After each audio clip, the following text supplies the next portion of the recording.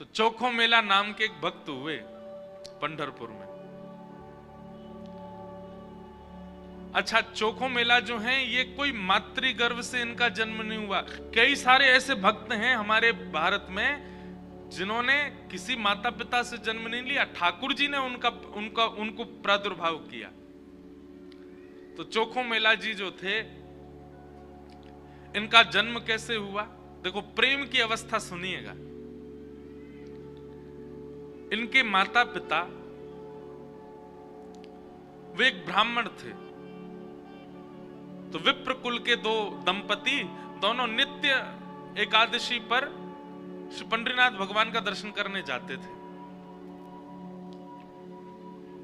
एक दिन की बात, पंडित जी के मन में आया कि हम श्री पंडरीनाथ भगवान का भोग लगाने के लिए कुछ आम ले चलें।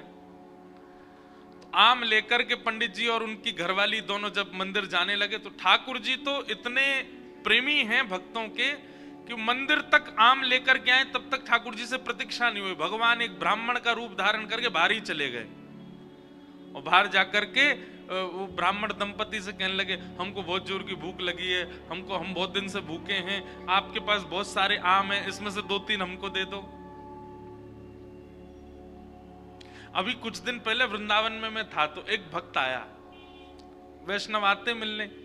उसने कहा, महाराज जी, मैंने पहली बार सोचा कि मैं श्री जी को अमरूद का भोग लगाऊं, और मैं अमरूद लेकर के बड़े भाव से बरसाने जा रहा था। नहीं तो क्या हुआ? बोले, रास्ता में एक जगह टेम्पू रुका हमारा, ऑटो। इतने में महाराज जी बंदर आया और सबरे अमरूद फैला के और उनमें समेट करके भाग गए। और इतने सारे बंदर आए, सब लेके भाग, एक भी नहीं बचा। मेरा मन तो बड़ा खिन्न हुआ, श्री जी नाराज है मुझसे। मैंने कहा, अरे बाबड़े, श्री जी नाराज ना है, श्री जी से प्रतीक्षा ना है भाई कि तू ऊपर तक आवेगो, ऊपर अमरूद पधरावेगो, और कहीं ये बाहर खड़े पुजारी ने तेरे द्वारा दिए गए अमरूद बांट दिए तो श्री जी को तो भोग नहीं लग पाएगा। और ऐसा ही होता है, पुजारी जी को जो दे दो, पुजारी जी थोड़ी देर दिखा के ऊपर सब में बांट देते हैं। तो श्री जी ने कही, इतने भाव से अमरूद लेके आ रहा हो, तो श्री जी ने अपनी गुप्त सेना भेजी, बोले बीचते ही हरण कर लाओ। और मैं सबरे अमरूद बंदर लेके भाज गए, श्री जी ने पा लियो, भोग लगा लियो। तो जब कोई बहुत प्रेम, बहुत आस्था, बहुत भाव से ठाकुर जी को कुछ चीज अर्पित करने जाता है ना, वो मंदिर तक पहुंचे ही नहीं पाता, उससे पहले ही ठाकुर जी स्वीकार कर लेते हैं।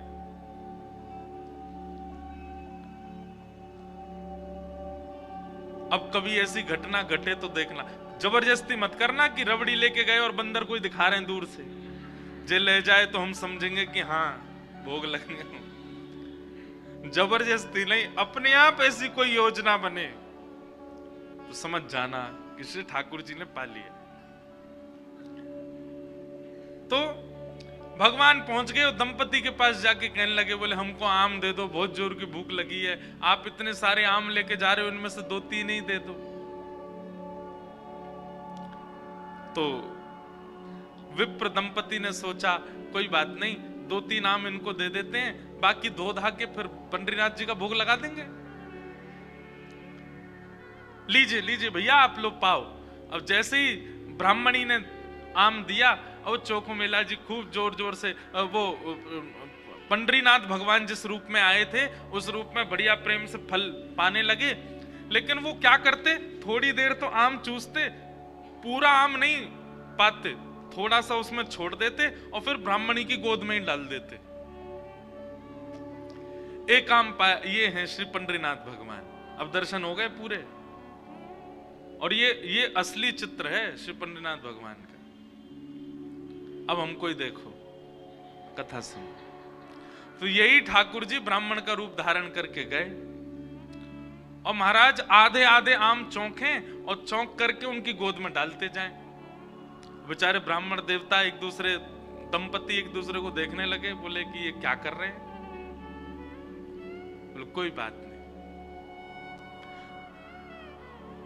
2-4 आम पा करके और उच्छिष्ट छोड़ छोड़ करके उनकी गोद में ब्राह्मण तो चले गए। अभी दोनों दंपति सोचने लगे, कोई बात नहीं, 2-3 आम बचे, इनको धो के पंडरीनाथ भगवान का भोग लगा देंगे, और ये जो आम ये हमारी गोद में छोड़ गए, इनको बांध लो, कोई जानवर या कोई जीव मिलेगा उसको दे देंगे।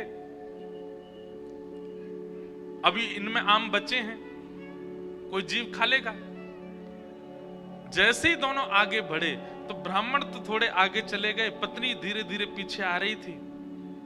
तभी उसको अचानक इतना भार लगने लगा, वो जो उसने झोली सी बनाई थी, इतना भार लगने लगा कि एक तरफ की ओर वस्त्र खिंचने लगा। जैसे उसने देखा मेरी झोली इतनी भारी हो गई, खोल करके देखा तो वहीं एक नन्हा सा बालक था। उसी का नाम पड़ा चोखो मेला। उनका नाम चोखो मेला इसलिए पड़ा क्योंकि भगवान ने आम चौंक करके और गोद में मेल दिया, इसीलिए नाम उनका चोखो मेला। अब इनके कोई माता पिता नहीं है, ये ठाकुर जी ने इनको भेजा है।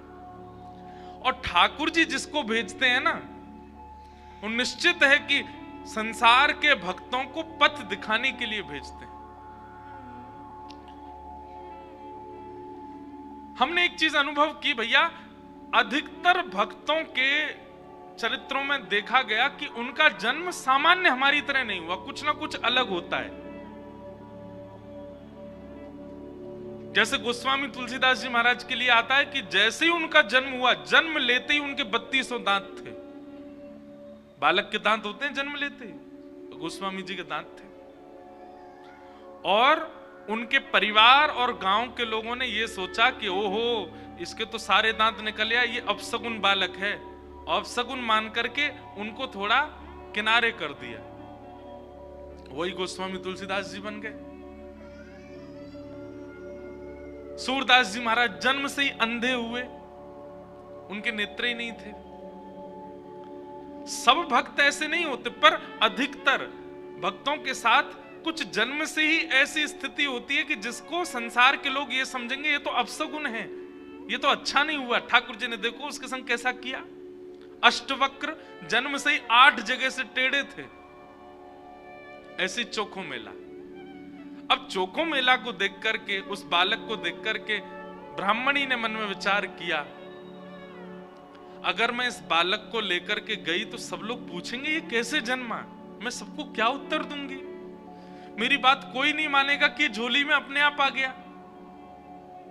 और इस भय से कि संसार के लोग क्या कहेंगे, उन्होंने उस बालक को एक सुरक्षित सा वृक्ष था उसके नीचे छोड़ दिया, उसको स्वीकार नहीं किया। तभी कुछ चर्मकार वहां से निकल रहे थे, उनमें से एक की दृष्टि पड़ी और उस रोते हुए बालक को देख करके उन्होंने उसको स्वीकार किया और भगवत प्रसाद मान करके एक चर्मकार परिवार ने चोखो मेला जी का पालन पोषण किया। धीरे धीरे वो बड़े हुए। अब क्योंकि उनके माता पिता चर्मकार परिवार के हैं, इसलिए कई जगह उनको मंदिर में जाने से रोक दिया जाता। पर ठाकुर जी तो किसी की जात पात नहीं देखते ना, ठाकुर जी तो सबसे प्रेम करते हैं। बंधुओं, ये सब हमने बनाया, हम मानवों ने कर दिया है ये सब विभाजन। कई बार ब्राह्मण कुल में जन्म लेने के बाद भी उतनी पवित्रता शुद्धता नहीं होती है, और कई बार इतने श्रेष्ठ कुल में न जन्म लेने के बाद भी बहुत पवित्र होता है मानव। वास्तविकता यह है कि जन्म से हमारी जात पात नहीं होती है, हमारे स्वभाव से होती है, हमारे गुण से होती है, हमारे कर्म से होती है। सब लोग इधर देखो, ध्यान से सुनो। चोखो मेला जी अपने पिता के साथ में खेती बाड़ी करते थे। एक दिन खेती करते करते उनके मन में आया, इतने सुंदर सुंदर फल, इतने सुंदर सुंदर सब्जियां हुई हैं, मैं क्यों ना इन फलों को पंडरीनाथ भगवान का भोग लगाने ले जाऊं। तो उन्होंने क्या किया, एक केले के वृक्ष से खूब सारे केले ले लिए और एक झोला में बांध करके चल दिए। पंढरपुर से 12 किलोमीटर दूर उनका गांव था। जैसे ही पहुंचे पंढरपुर, इतने आनंद में भर गए कि उन्होंने विचार ही नहीं किया। बहुत लोगों ने रोकने का प्रयास किया कि इनको मंदिर में ना घुसने दिया जाए, ये अधिकारी नहीं है, लेकिन वो तो इतने भाव में आ गए कि वो घुसते ही चले गए। और जैसे भीतर पहुंचे महाराज, लोगों ने घेर करके चोखो मेला जी को पीट दिया, बहुत मारा। उनके वस्त्र फाड़ दिए, सिर में चोट लगी, हाथ में चोट लगी, पैरों में चोट लगी, सब जगह इतना जख्म दे दिया।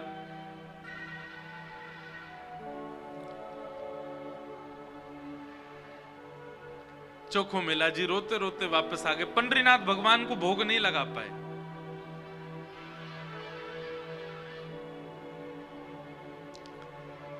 शाम का समय चोखो मेला जी अपने सब घावों को, जहां जहां से रक्त निकल रहा था, साफ कर रहे थे और गुस्सा कर रहे थे। बोले अब नहीं आऊंगा आपके पास। बैठ गए हो, ईंट के ऊपर खड़े हो गए हो, इतने सारे अपने आगे जो है धर्म शास्त्र के मर्मज्ञ लगा दिए हैं, वे सब जात पात देख करके दर्शन कराते हैं। खड़े रहो, बने रहो महाराज अपने रूप में, हम तो नहीं आएंगे आपका। अरे कुछ करने थोड़ी आया था, कुछ मांगने थोड़ी आया था, अपने खेत के बढ़िया फल लेकर के आपका भोग लगाने आया था।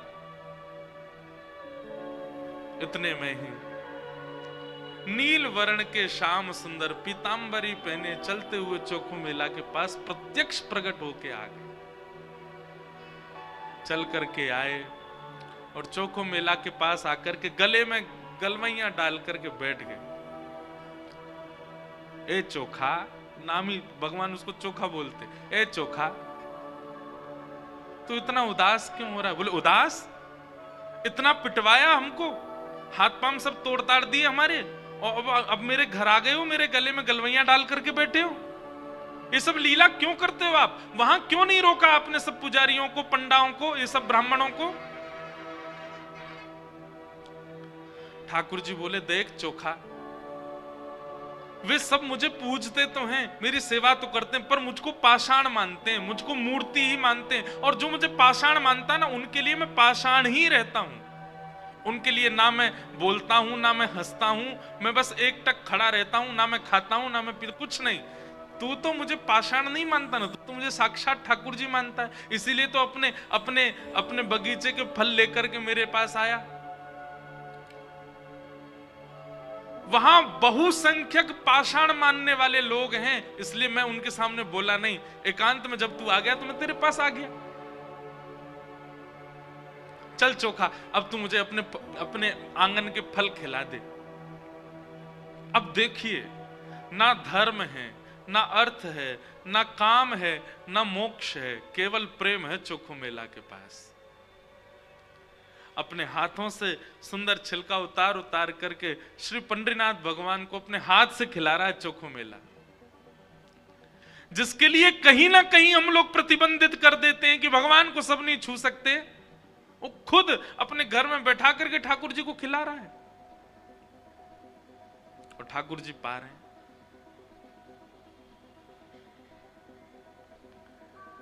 भगवान ने 2-3 केला पाए और 2-3 केला पाने के बाद में भगवान बोले ए चोखा सुन, अब मत खिला, अब बाकी के जितने बच्चे हैं ये सब मेरी पीतांबरी में बांध दे। चोखा बोला वहां जाकर के पाओगे, सारे मेरे सामने ही पा लीजिए ना, आप बांध करके क्यों ले जा रहे हो, यहीं प्रेम से पालो। पंडरीनाथ भगवान बोले अरे मैंने अपना तो पा लिया, ये बाकी के तो मैं पंढरपुर में रुक्मणी जी बैठी हैं, वो भी भूखी हैं, उनके लिए ले जा रहा हूं, उनको जाके मैं पवा दूंगा।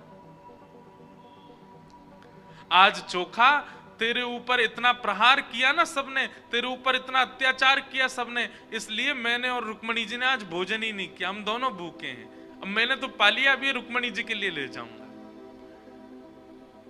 चोखा मेला खूब रोने। अब मैं यहां तो गा नहीं सकता, मुझे आते भी नहीं, मराठी में इतने सुंदर सुंदर पद हैं उनके।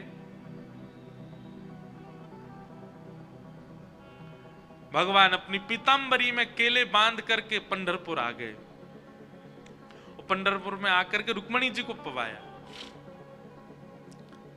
प्रातः काल ब्रह्म मुहूर्त में जैसे ही कपाट खुले श्री पंडरीनाथ भगवान के, चारों ओर केले के छिलके पड़े हैं। और केले के छिलके देख करके सब पंडा पुजारी बोले हम तो कपाट बंद करके गए, ये केला के छिलका यहाँ कैसे पड़े हैं, ये कौन लेके आया? तभी एक उनमें से बोले कल वो आया था ना एक चर्मकार का बालक, वही अपने संग बांध के लेके आया था इतने सारे केले, उसको सुबह तो हमने मार पीट के भगा दिया, निश्चित ही वो कहीं से रात में आ गया है और रात में आकर के सब यहाँ खा करके गया है ठाकुर जी के आगे। उसका उद्देश्य तो गर्भगृह को बेकार करना ही था, इसलिए ये सब हुआ है, ये उसी ने किया है। सब पंडा पुजारी नाराज हो गए, अपने हाथ में डंडा ले ले करके कमर कस के सब पहुंच गए चोखो मेला के घर, और वहां पहुंच करके घर से निकाल करके फिर पीटा उनको, फिर मारा। कितनी परीक्षा लेते हैं ठाकुर जी, हम तो नेकाद में ही घबरा जाते हैं। चोखो मेला घर में सो रहे थे और घर में जाकर के वहां से घसीट करके उनको मारा सब। बोले अरे दुष्ट पापी, तुझको मंदिर में नहीं जाने दिया तो रात्रि तू गर्भगृह में घुस गया।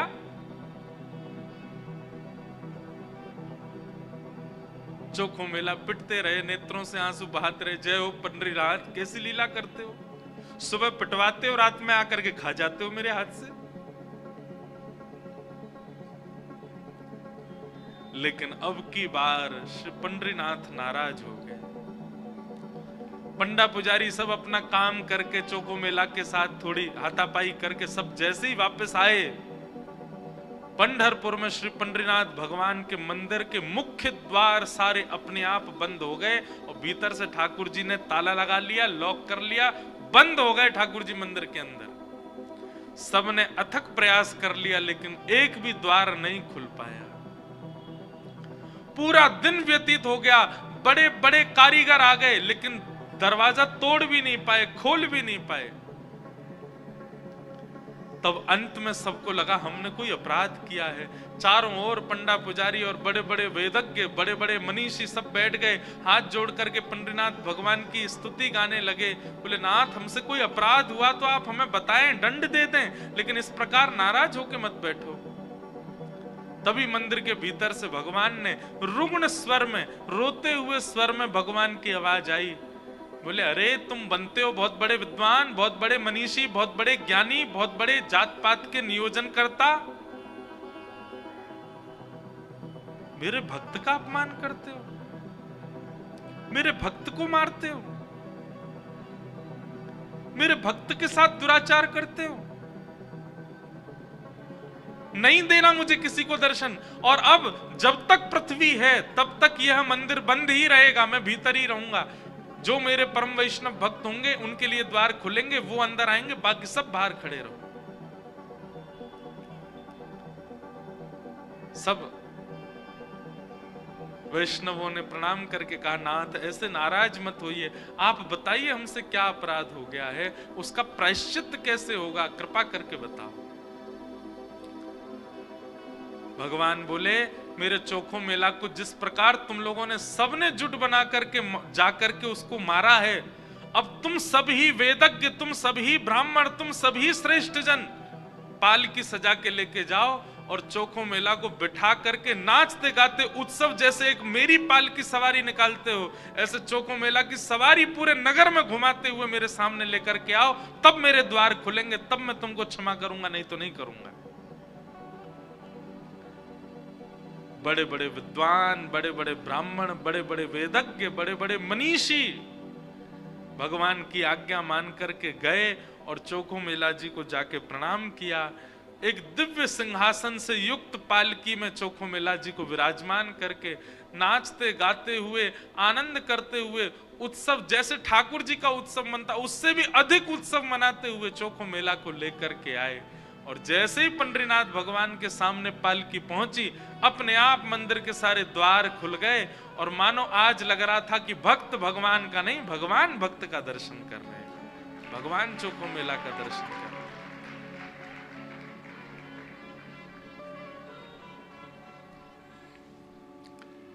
प्रेम बड़ा है, ज्ञान बड़ा नहीं। ज्ञान आवश्यक है, वैराग्य आवश्यक है, सब कुछ आवश्यक है, पर प्रेम प्रधान है। प्रेम के बगैर कहीं ना कहीं आप ठाकुर जी से दूर ही रहोगे। इसलिए भैया ज्ञान बहुत आवे इसकी कामना मत रखो, हमारा जप बहुत बने इसकी भी कामना मत रखो, हमारा नियम बहुत बने इसकी भी कामना मत रखो, हम नित्य तीर्थ जाते रहें ऐसी कामना भी मत रखो। कामना केवल एक रखो, हम जहां भी रहें, जैसे भी रहें, जिस स्थिति में रहें, हमारा प्रेम सदा बढ़ता रहे ठाकुर जी के प्रति। और श्रीमद् भागवत प्रेम प्रकट कराने वाला ग्रंथ है।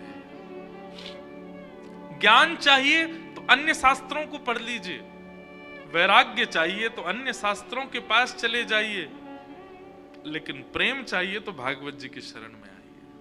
धर्म आवश्यक है, अर्थ आवश्यक है, काम आवश्यक है, मोक्ष भी आवश्यक है, परंतु प्रेम के आगे नहीं।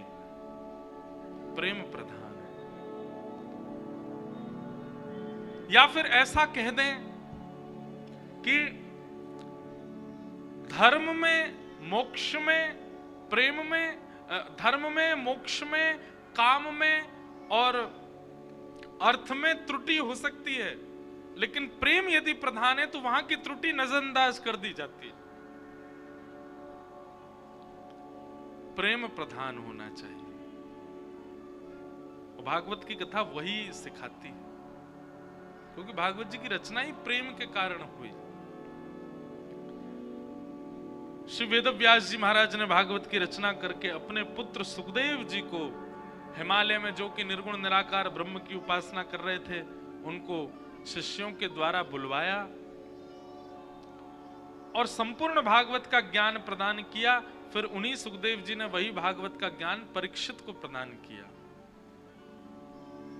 प्रश्न हुआ, ये परीक्षित कौन है? तब यहां से महाभारत का प्रसंग प्रारंभ हुआ कि यदा मृधे कौरव संजयाना वीरेस्वथो वीरगतिं गतेषु ब्रकोदरा विद्गदा विमर्श भ्रगनो रुदंडे धृतराष्ट्रपुत्रे।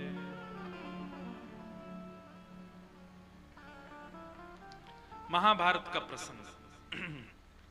सब लोग सावधानी से सुनो, इधर देखो।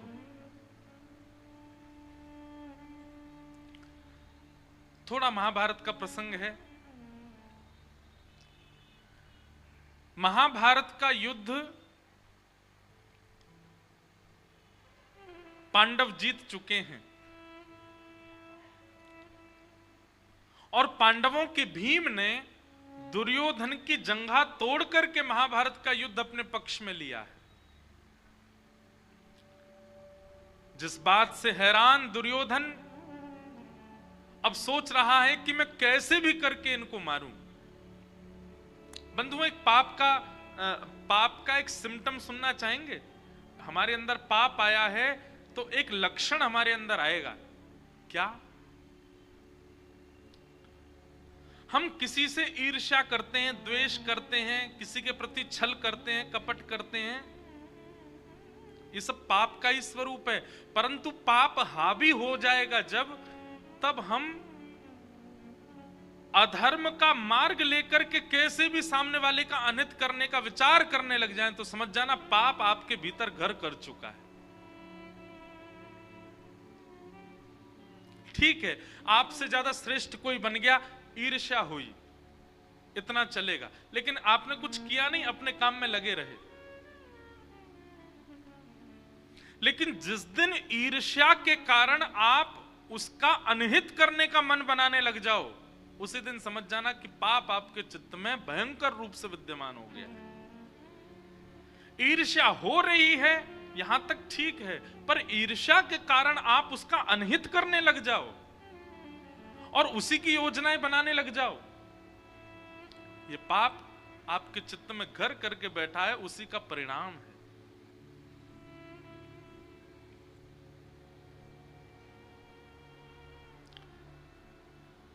ऐसा कह दें कि जैसे बहुत गंभीर बीमारी हो जाए और वो थोड़ी बहुत स्थानों पर हो तो उसकी चिकित्सा की जाती है, लेकिन अगर वो मस्तिष्क में पहुंच जाए, ब्लड में आ जाए, आपके हृदय में उसका प्रवेश हो जाए, तो फिर उस बीमारी का कोई उपचार नहीं।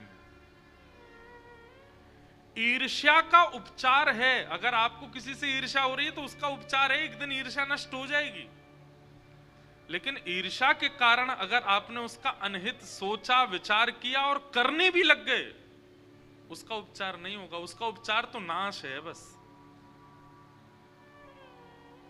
कई लोग ईर्ष्या में इतने चले जाते हैं कि उसके नाश के लिए वे लोग यत्न तक करते हैं, वे लोग प्रयत्न तक करते हैं, वे लोग टौने टोट के करते हैं सामने वाले के साथ कुछ बुरा हो।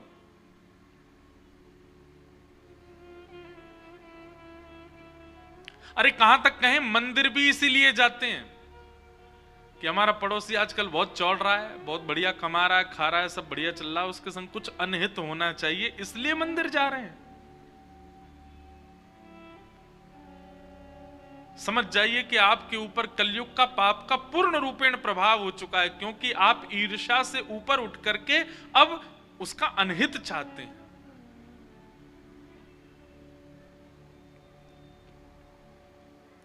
इसलिए किसी के प्रति ईर्ष्या आवे, कथा में आइए, सत्संग में आइए, गुरुजनों के पास आइए, गंगा स्नान कीजिए, यमुना स्नान कीजिए, धीरे धीरे अपने उस ईर्ष्या को नष्ट कीजिए। परंतु अगर ईर्ष्या के कारण आपके चित्त में उसका अनहित चाहने की इच्छा हो रही है,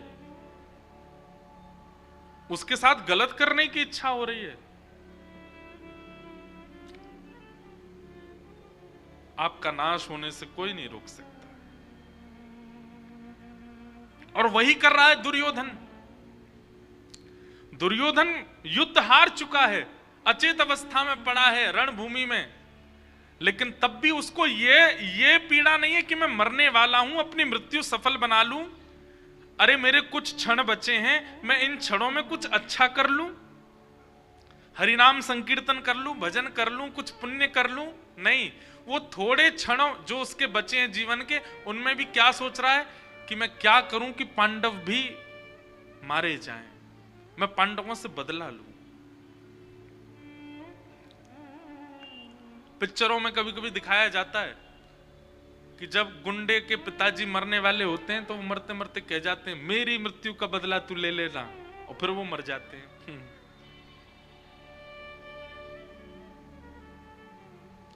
ये पिक्चरों तक अच्छी बात है, पर जीवित अवस्था में ऐसी स्थिति ना आवे। अरे अंतिम श्वास हम कभी कभी देखते हैं, फ्लाइट में हो, कभी कहीं जा तो कभी देखते हैं पिक्चर, उसमें जब ऐसी तब सोचते हैं, अरे यार अंतिम श्वास ले रहा था, कम से कम राम नाम तो बोल जाता। अंतिम श्वास ले रहा था, नारायण नारायण ही बोल के चला जाता। उसमें भी बदला लेने की भावना रख के गया। इसलिए भैया कभी विचार में भी अगर आ गया हो आपके कि मुझे उससे बदला लेना है, उसके साथ ऐसा कुछ करना है कि उसका काम खराब हो, या जो, समझ जाइए, क्या पता इस कथा के माध्यम से ठाकुर जी आपको कुछ संकेत दिलाना चाहते हैं, ये नाश का कारण बनेगा। संसार में हर व्यक्ति अपना प्रारब्ध भोग रहा है, वो कभी ना कभी कुछ अच्छा करके, भले इस बार वो अच्छा इंसान नहीं है, कभी कुछ उसने अच्छा किया इसलिए वो भोग रहा है, भोगने दीजिए। आप क्यों कुछ ऐसे यत्न करो कि उससे उसका बुरा हो।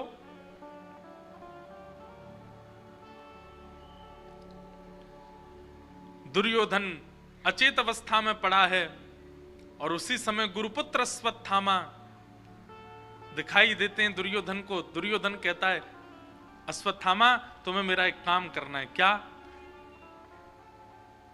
हम रणभूमि में तो पांडवों को नहीं मार पाए, पर अब हमें छल से उनको मारना होगा। हम महाभारत का युद्ध तो हार गए, पर हम यदि हस्तिनापुर की गद्दी पर नहीं बैठे तो ये पांडव भी नहीं बैठने चाहिए।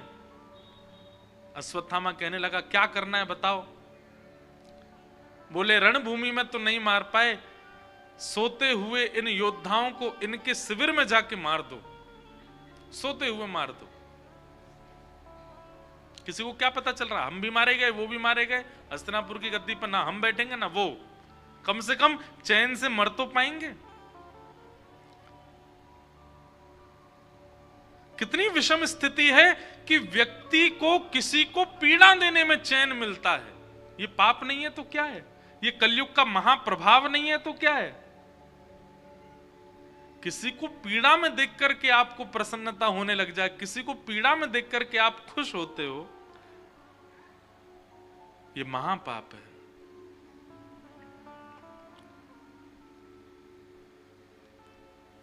और आप और हम तो कथा में बैठे हैं, इसलिए हम लोगों के लिए ऐसा लगता है कि ऐसे लोग तो नहीं होंगे संसार में, पर आप जान करके आश्चर्य करेंगे, ऐसे लोगों की सबसे ज्यादा संख्या है जो किसी के अनहित होने की खबर सुन करके घर में उत्सव मनाते हैं। बोले आज तो भैया पार्टी होएगी, क्यों? उसका बुरा हुआ, इसलिए हम खुशी मना रहे हैं। ये पाप नहीं, महापाप।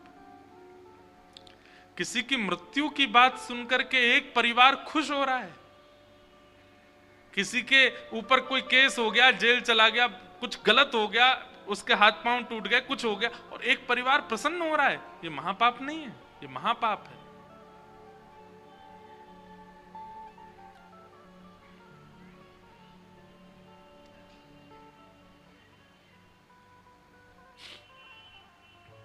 अश्वत्थामा अर्धरात्रि में गए पांडवों को मारने के लिए, लेकिन जिनके रक्षक सुदर्शन चक्रधारी, उनको कौन मार सकता है? पांडवों को अर्धरात्रि में ही लेकर के भगवान कहीं और चले गए। अश्वत्थामा ने आकर के सोते हुए, अंधेरे के कारण देख नहीं पाया, द्रौपदी के सोते हुए बालकों को मार दिया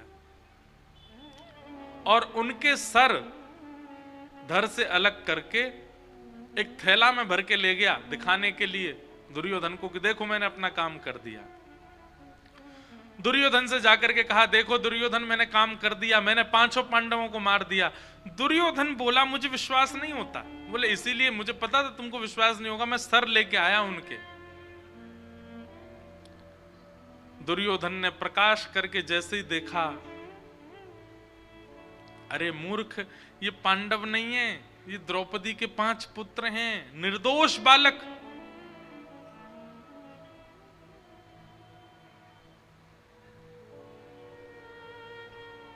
पांडवों का उत्सव मनना था, परंतु मातम मनने लगा। दूसरे दिन प्रातःकाल जैसे ही देखा तो रक्त से संचित समस्त शिविर हो चुके थे।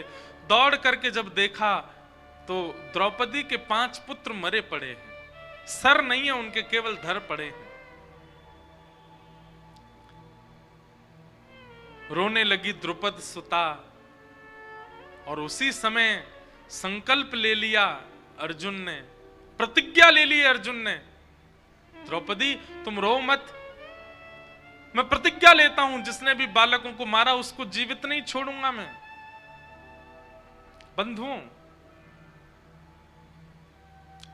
क्रोध बुरा नहीं होता, पर क्रोध में हमारी प्रतिक्रिया बुरी होती है। इसलिए जो लोग कहते हैं कि हमें बहुत क्रोध आता है, क्या करें? बस क्रोध में मौन हो जाओ, बोलना बंद कर दो, कोई प्रतिक्रिया मत दो। आपका क्रोध नाशक नहीं होगा। फिर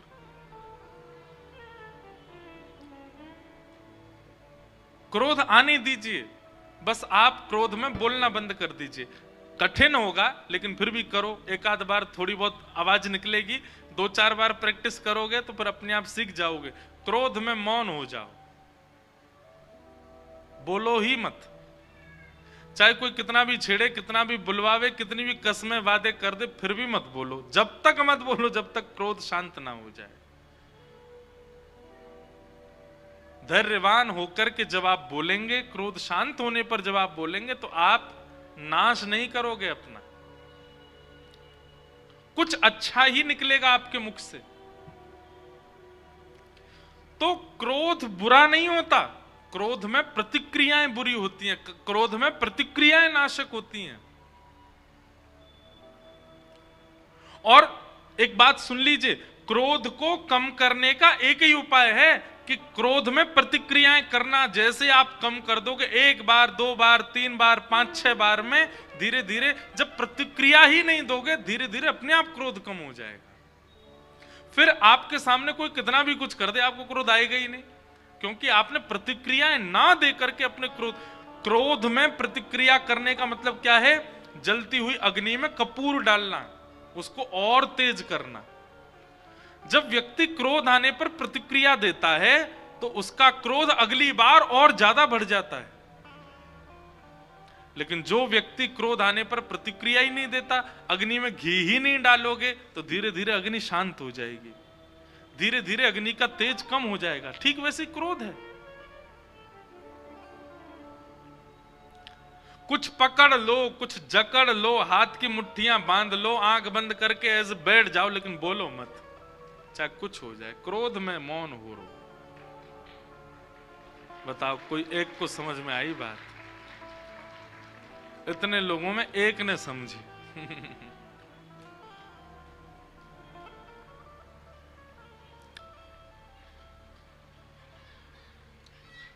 अर्जुन ने प्रतिज्ञा ले ली कि मैं इन बालकों के हत्यारे को जीवित नहीं छोड़ूंगा। भगवान बोल रहे हैं, अर्जुन क्रोध में कोई निर्णय मत लो।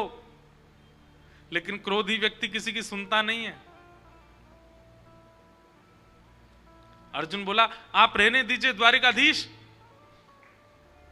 अब तो पानी सर से ऊपर जा चुका है, हमारे निर्दोष बालकों को मार दिया। मैं प्रतिज्ञा लेता हूं कि मैं इन बालकों के हत्यारे को जीवित छोड़ूंगा नहीं। भगवान बोले, अर्जुन, क्षत्रिय यदि प्रतिज्ञा ले ले और उस प्रतिज्ञा को पूर्ण ना करे तो उसको 2000 वर्ष के लिए प्रेत बनना पड़ता है, नरक में जाना पड़ता है। अर्जुन बोला, तो आप क्या समझ रहे हैं, मैं केवल बात बना रहा हूं? अरे मैं आपको वचन देके कहता हूं कि जिसने बालकों का हत्या की है उसको जीवित नहीं छोड़ूंगा। भगवान बोले, देख लो। लेकिन क्रोधी व्यक्ति अपने आप को उस समय बहुत बलवान मान लेता है। वो सोचता है कि मैं कर ही दूंगा ये काम। भगवान ने 2 बार रोका, लेकिन अर्जुन नहीं माना। मैं प्रतिज्ञा लेता हूं, बालकों के हत्यारे को नहीं छोड़ूंगा। भगवान बोले, ठीक है। अर्जुन निकल पड़े ढूंढने किसने मारा है बालकों को। तो कृतवर्मा, अश्वत्थामा, इस प्रकार 3 लोग बचे थे बस महाभारत युद्ध में कौरव पक्ष के। और तीनों की जब जांच करवाई तो अश्वत्थामा दोषी मिले। जैसे ही दोष लगा अश्वत्थामा भागा रथ में बैठ करके, अर्जुन उसके पीछे पीछे भागे। भगवान कृष्ण रथ चला रहे थे, तभी अश्वत्थामा ने ब्रह्मास्त्र अभिमंत्रित करते हुए अर्जुन के ऊपर छोड़ दिया। ब्रह्मास्त्र का तेज आ रहा था, अर्जुन का शरीर जल रहा है, चरणों में गिर गया भगवान के, बोले प्रभु मेरी रक्षा करो, ये ब्रह्मास्त्र छोड़ दिया मेरे ऊपर। भगवान बोले, तुम भी ब्रह्मास्त्र छोड़ो। दोनों ब्रह्मास्त्र टकराएंगे, शांत हो जाएंगे।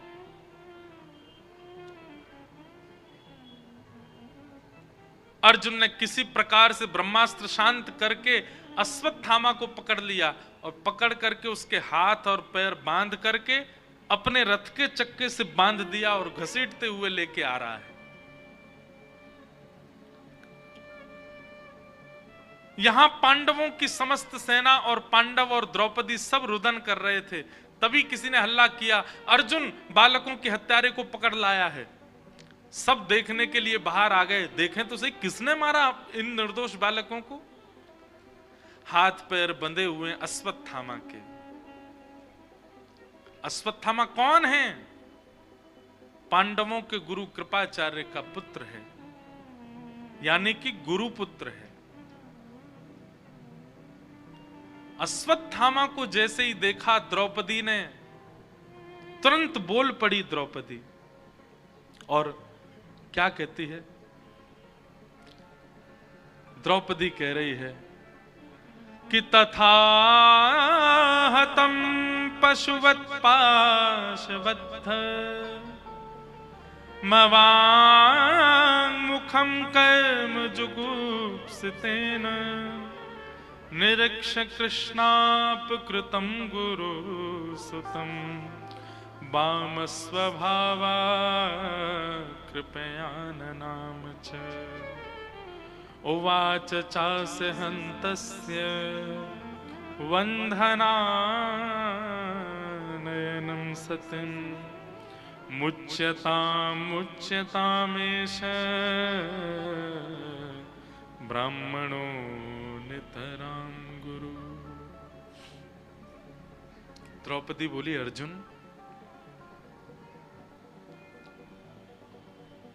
तुम किसको पकड़ के लाए हो? अर्जुन बोला तुम्हारे बालकों का हत्यारा है अश्वत्थामा।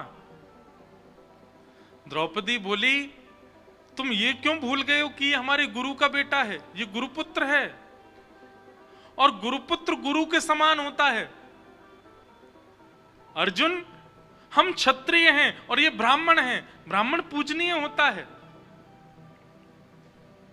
अर्जुन बोला ये सब बातें बाद की विचार की होती हैं, पर आतताई का कोई धर्म नहीं होता, आतताई का कोई कोई कोई घर परिवार नहीं होता, ये आतताई है, बालकों का हत्यारा है। इसके प्रति ये भावना थोड़ी रखेंगे कि ये गुरुपुत्र है, ये ब्राह्मण है। और मैंने प्रतिज्ञा ली है कि मैं बालकों के हत्यारे को जीवित नहीं छोड़ूंगा, मैं तो इसको मारूंगा। द्रौपदी बोली अर्जुन क्या इसको मारने से मेरे मरे हुए 5 पुत्र जीवित हो जाएंगे? अर्जुन बोले नहीं, सुनो बात सुनो, कथा सुनो, अभी ताली नहीं बजाओ, कथा सुनो। द्रौपदी कहती है क्या इसको मारने से मेरे पुत्र जीवित हो जाएंगे? अर्जुन बोला नहीं, तो फिर उसको क्यों मारना? और दूसरी बात, अगर तुमको मेरे ऊपर इतनी दया आ रही है कि मेरे 5 पुत्र मारे गए, तो एक तरफ दृष्टि उठा करके देखोगे तो 5 पुत्र भले ही मेरे चले गए, पर 5 पति जीवित हैं। अश्वत्थामा की मां विधवा पहले हो चुकी है और केवल एक पुत्र है उनका, और इसको भी तुम मार दोगे तो ना पति है ना पुत्र है, अकेली हो जाएगी। ये महापाप नहीं होगा कि हम एक अबला दुर्बला नारी के सारे सहारों को छीन लें?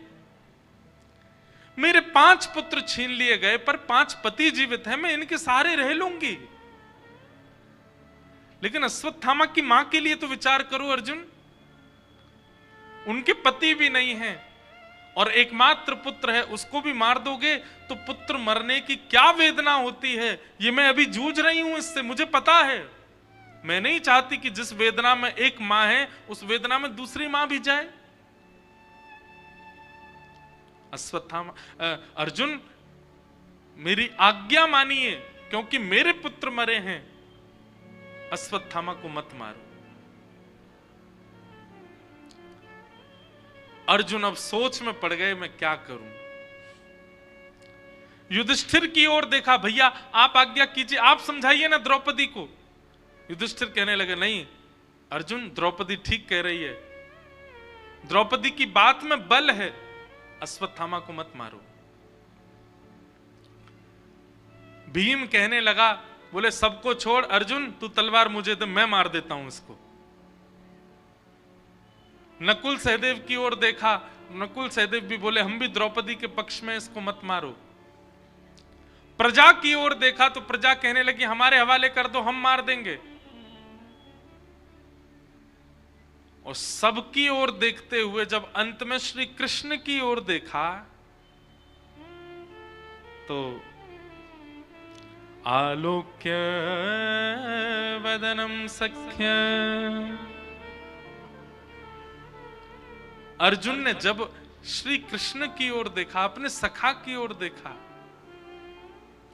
भगवान ने जैसे मानो एक रूठा हुआ व्यक्ति अपना मुख फेर लेता है, ऐसे ठाकुर जी ने रूठ के मुख फेर लिया। क्यों? क्योंकि भगवान तो पहले ही मना कर रहे थे अर्जुन को कि अर्जुन ये प्रतिज्ञा मत ले, तू बालकों के हत्यारे को मार देगा। लेकिन अर्जुन ने तब नहीं माना था। भगवान के चरणों में प्रणाम करके बोलने लगा, बोले प्रभु आप आज्ञा कीजिए ना, मैं क्या करूं? भगवान बोले नहीं नहीं, तू तो पहले ही निर्णय ले चुका था, अपनी प्रतिज्ञा पूरी कर। और मेरे से क्यों पूछ रहा है? द्रौपदी के बालक मारे गए हैं, द्रौपदी की जो आज्ञा हो वो कर। अब देख अर्जुन, तेरी प्रतिज्ञा है कि बालकों के हत्यारे को मारेगा तो इसको मार दे, लेकिन द्रौपदी के बालक मारे गए हैं तो द्रौपदी की आज्ञा के बिना तू नहीं मार सकता। द्रौपदी कहती है नहीं मारो तो इसको मत मारना। लेकिन भीम तुम्हारे बड़े भैया हैं, वो कह रहे हैं कि तू हट जा, मैं मार दूं, तो उनकी आज्ञा मानो। लेकिन युधिष्ठिर तुम्हारे सबसे बड़े भैया हैं, उनकी बात तो तुमको माननी चाहिए, वो कह रहे हैं मत मारो तो तुमको नहीं मारना चाहिए। मारो मत मारो, मारो मत मारो, मारो मत मारो। भगवान ने इसी के बीच अर्जुन को छोड़ दिया। अर्जुन बोला सबकी छोड़ो, आप अपनी राय बताओ, मैं क्या करूं। भगवान मंद मंद मुस्काए, बोले सोच ले, दे दूं राय। बोले हाँ, करेगा ना पालन। बोले बिल्कुल करूंगा। भगवान कहते हैं कि ब्रह्म बंधु न हंतव्य आतताई बधारण मय्यैवो भयमामातं परिपायानुशासनम्।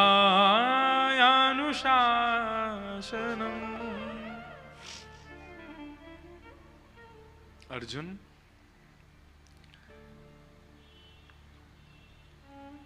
ब्राह्मण कैसा भी क्यों ना हो उसको मारना नहीं चाहिए।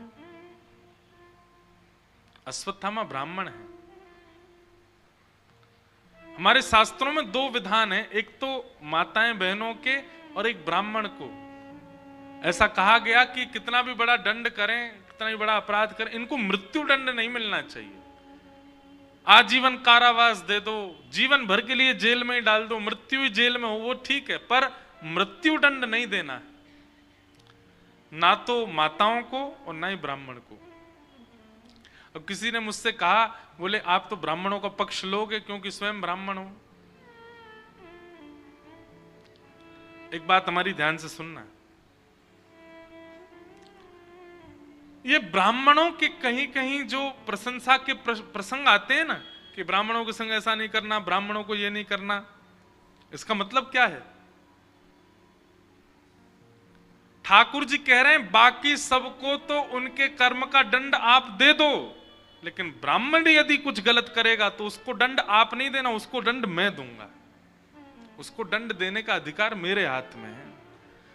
और देखो, हम आप सब दंड देंगे तो नेक नेक ही दे देंगे, लेकिन ठाकुर जी जब दंड पानी बनते हैं ना। हमारी कथा हुई थी 1 महीना की नासिक में, 1 महीना कथा की थी। नासिक कथा में हमने दंड पानी भगवान का वर्णन किया। इतना भयावह रूप होता है जब ठाकुर जी दंड पानी बनते हैं। तो ब्राह्मण कोई अपराध करे तो इसका मतलब यह नहीं कि भागवत जी उसको छूट दे रही है कि चलो तुमको मृत्यु दंड नहीं। ब्राह्मण यदि कोई अपराध करेगा और कोई भी अपराध करे उसको दंड यही मिल जाएगा, लेकिन ब्राह्मण जब अपराध करता है तो ठाकुर जी दंड पानी रूप धारण करते हैं और कहते हैं तुझको तो मैं देखूंगा, तू आ मेरे पास। और ब्राह्मण को दंड भगवान देते हैं। इसलिए ब्राह्मण को तो और ज्यादा संभल के क्रिया करनी चाहिए, क्योंकि उसके दंड का अधिकार तो भगवान ने हाथ में ले रखा है। छूट नहीं है ब्राह्मणों को, उनके लिए और कठिन प्रावधान है।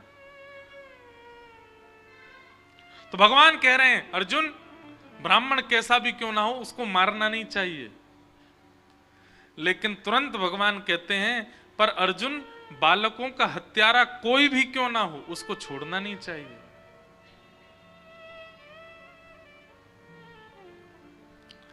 अर्जुन बोला गलती कर दी आपसे पूछ के तो मैंने, ये कैसा निर्णय दिया आपने? आप कह रहे हो ये ब्राह्मण है इसको मारो मत, और कह रहे हो ये बालकों का हत्यारा इसको छोड़ो नहीं। ठाकुर जी बंधुओं ऐसे ही क्रीड़ा करते हैं। कई बार ठाकुर जी की ना में हां होती है और कई बार ठाकुर जी की हां में ना होती है। ये तो गुरुजन ही बता सकते हैं कि वो हां कर रहे हैं कि ना कर रहे हैं। कई बार हमें लगता है कि ठाकुर जी की शायद इसमें रजामंदी है, पर नहीं, वो दिखा ऐसा रहे हैं कि उनकी रजामंदी पर है नहीं है। श्री कृष्ण के आश्रय में रहना बहुत आसान नहीं है, बहुत दिमाग घूम जाता है महाराज।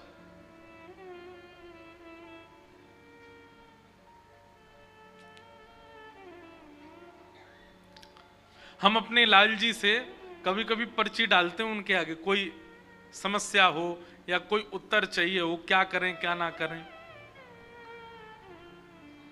तो जैसे कई बार होता है कि वहां जाएं कि नहीं जाएं, ठाकुर जी आप बताओ। तो 3 पर्ची डालते हैं, एक में हां, एक में ना, और तीसरी वाली डालते हैं कि ठाकुर जी कह रहे हैं जैसी तेरी मर्जी। ज्यादातर तो वो तीसरी वाली पर्ची उठती है, बोले जैसी तेरी मर्जी, हमसे मत पूछे। इसका मतलब क्या है? अपने ऊपर प्रेशर नहीं लेते, बोले अपने बुद्धि विवेक से देख तुझे क्या करना है। पर कई बार जब हाँ या ना वाली पर्ची आती है ना, वहां जाएं तो ठाकुर जी की आ गई हाँ, तो फिर ठाकुर जी को देख के यूं लगता है ये ना वाला हाँ था या हाँ वाला हाँ था। तो उस समय क्या करते हैं, फिर थोड़ी देर कथा का कुछ चिंतन करते हैं, थोड़ी देर कथा के कोई प्रसंग का ध्यान करते हैं, और फिर उस कथा का चिंतन ध्यान करते करते करते अपने आप उसी में ही उत्तर मिल जाता है, हाँ या ना।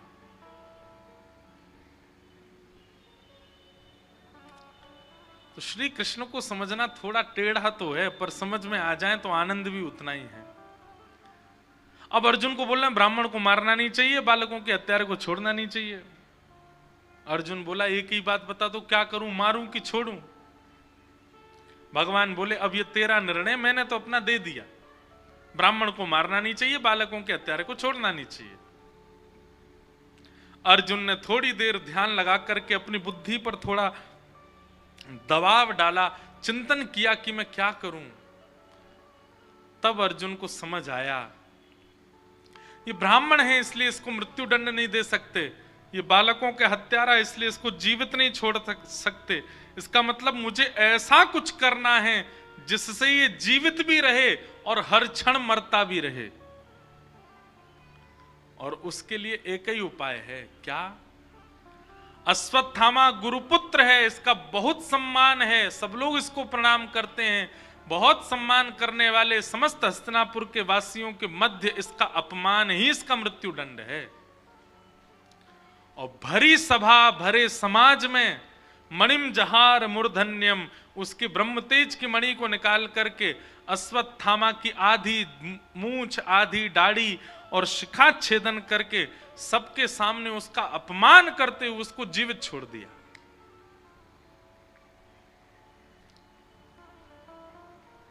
अब ये मृत्यु दंड से भी बड़ा दंड लग गया अश्वत्थामा को। अश्वत्थामा मानो प्रार्थना कर रहा था कि इससे अच्छा तो मार ही देते, जीवित क्यों छोड़ दिया, वो भी अपमान करके। अब तो अश्वत्थामा जहां से भी निकले सब ईंट पत्थर फेंकें, कंकड़ फेंकें, उसको अपशब्द कहें।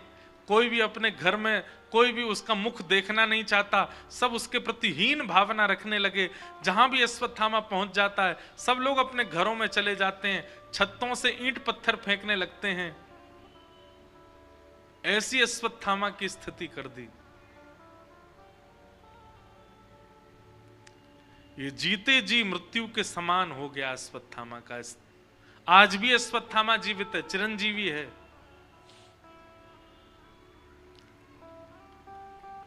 अश्वत्थामा ने अपने अपमान का बदला लेने का मन बना लिया। बोले इसने ठीक नहीं किया मेरे साथ, मैं बदला तो लूंगा।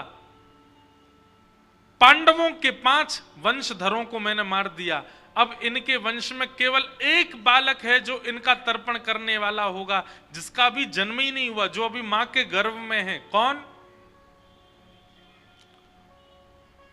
अर्जुन के पुत्र अभिमन्यु की पत्नी के गर्भ में पल रहा नवजात बालक। यदि उसको मैंने मार दिया जन्म लेने से पहले ही, तो ये पांडव, इनके यहां कोई जल देने वाला भी नहीं बचेगा, इनके यहां कोई श्राद्ध करने वाला भी नहीं बचेगा।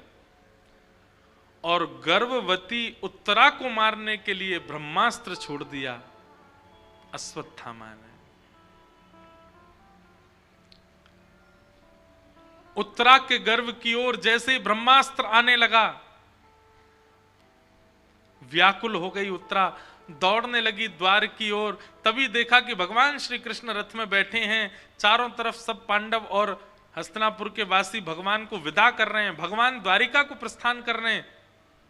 तभी दोनों भुजा उठा करके उत्तरा दौड़ी दौड़ी गई कि पाही पाही महायोगिल देव देव जगतपते, नान्यम तद भयम पश्ये यत्र मृत्यु परस्परम। दौड़ी दौड़ी गई उत्तरा और भगवान के चरणों में प्रणाम करने लगी। हे जगतपति, आप मेरी रक्षा करो, आप ही मेरी लाज बचा सकते हैं नाथ। उत्तरा को दोनों भुजा उठा के दौड़ते आते देख भगवान ने अपना रथ रोक दिया। तुरंत भगवान ने मनस्थिति पहचान ली, अरे अश्वत्थामा ने इसके ऊपर ब्रह्मास्त्र छोड़ दिया इसके बालक को मारने के लिए। भगवान एक रूप से बाहर खड़े हैं, दूसरे रूप से अंगुष्ठ मात्र रूप धारण करके उत्तरा के गर्भ में प्रवेश किया और अपनी चक्रा नाम की गदा को इतनी द्रुत गति से घुमाया, आकाश में ही ब्रह्मास्त्र नष्ट हो गया और उस बालक की रक्षा हो गई। नहीं मार पाया अश्वत्थामा। बंधुओं, महानता ये नहीं कि ठाकुर जी ने उत्तरा के गर्भ में प्रवेश करके बालक की रक्षा की, महानता ये थी कि जैसे आप सबने अभी ताली बजाई ना, ऐसी पांडवों ने भी ताली बजाई थी जब आकाश में ब्रह्मास्त्र नष्ट हो गया और सब जय जयकार करने लगे, द्वारिकाधीश की जय, कृष्ण कन्हैया लाल की जय, हमारे नटवर गोपाल की जय, अरे हमारे लाला ने आज उत्तरा के गर्भ के बालक को बचा लिया। महानता ये थी कि ठाकुर जी पांडवों को शांत करते हुए कहने लगे, अरे तुम पागल हो, मेरी जय जयकार क्यों कर रहे हो? सब कहने लगे आपने उत्तरा के बालक को बचाया। बोले मैं तो तुम्हारे सामने खड़ा हूं, मैं तो हिला भी नहीं यहां से, मैंने कैसे बचा लिया? पांडव बोले तो फिर कैसे बचा? बोले मैंने नहीं बचाया, उत्तरा के धर्म ने, उत्तरा के नियम ने, उत्तरा के पाठ पूजा ने, उत्तरा के पातिव्रत ने, उत्तरा के नियम धर्म ने उसकी रक्षा की है, मैंने उसकी रक्षा नहीं की। मतलब रक्षा करते तो ठाकुर जी हैं, पर श्रेय आपको ही दे देते हैं। अरे पहाड़ों पे गाड़ी चला रहा था मैं, आगे से ट्रक आया और मैंने ऐसे करके बचा ली गाड़ी, उस समय ठाकुर जी हंसते हैं, हाँ यही बच के आया वहां से। जबकि वो बल हमारा नहीं होता है, ठाकुर जी का ही होता है, ठाकुर जी कृपा करते हैं। महाराज जी कोरोना काल में सारे डॉक्टरों ने मना कर दिया था और मेरी तो सांस फूलने लग गई थी, लेकिन मैंने अपना साहस नहीं तोड़ा, अपना विश्वास नहीं तोड़ा। देखिए आज आपके सामने बैठा हूं, उस समय हंसी आती, अच्छा ठाकुर जी सोच रहे होंगे देखो अपने आप ही बच गया बेचारा। वास्तव में क्रिया सब ठाकुर जी करते हैं और श्रेय हम अपना ले लेते हैं कि हमने ऐसा किया और हम बच गए। आप लोग भी यदि कहते हैं आपकी कथा सुनकर के हमारे चित्त में भक्ति आ गई और मैं कहने लग जाऊं हाँ मेरी कथा से भक्ति आई, तो ठाकुर जी मुझ पे भी हंसते होंगे, वाह तेरी कथा से बदल रहे हैं लोग।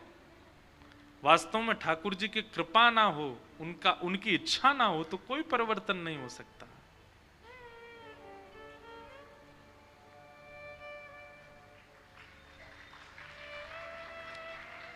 बड़े धीमे जागते हो आप लोग, आधी बात हो जाती तब तो याद आता है।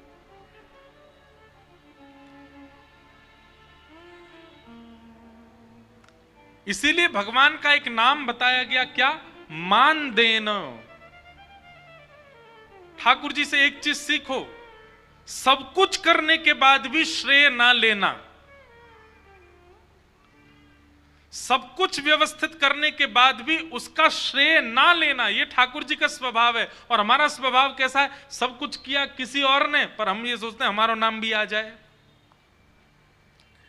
कई जगह अखबारों में नाम आता है, फलाने शहर में भागवत जी की कथा हुई और मंच पर आरती करने के लिए ये लोग सम्मिलित थे। मंच पे तो 4 ही लोग थे, लेकिन नाम 20 का आता, बाकियों ने पैसा देके नाम डलवाया होता, हमारा भी दे दो यार, उसमें हमारा भी नाम आ जाएगा। सब कुछ न करने के बाद भी हम श्रेय चाहते हैं, और ठाकुर जी कैसे? सब कुछ करने के बाद भी श्रेय की इच्छा नहीं रखते, दूसरों को देते हैं।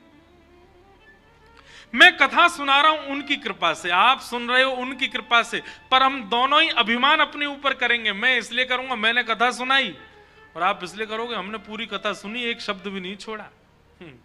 ठाकुर जी उस समय हंसेंगे, वाह हम तो कुछ है ही नहीं, हमारी कृपा तो कुछ है ही नहीं, सब ये अपने आप ही कर रहे हैं, दुनिया चला रहे हैं अपने आप ही।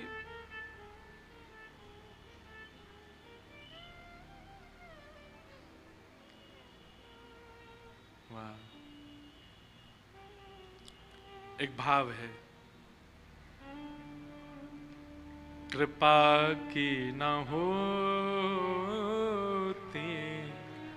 जो आदत तुम्हारी, तो सुनी ही रहती अदालत तुम्हारी। कृपा की न होती जो आदत तुम्हारी, कृपा की न होती जो आदत तुम्हारी।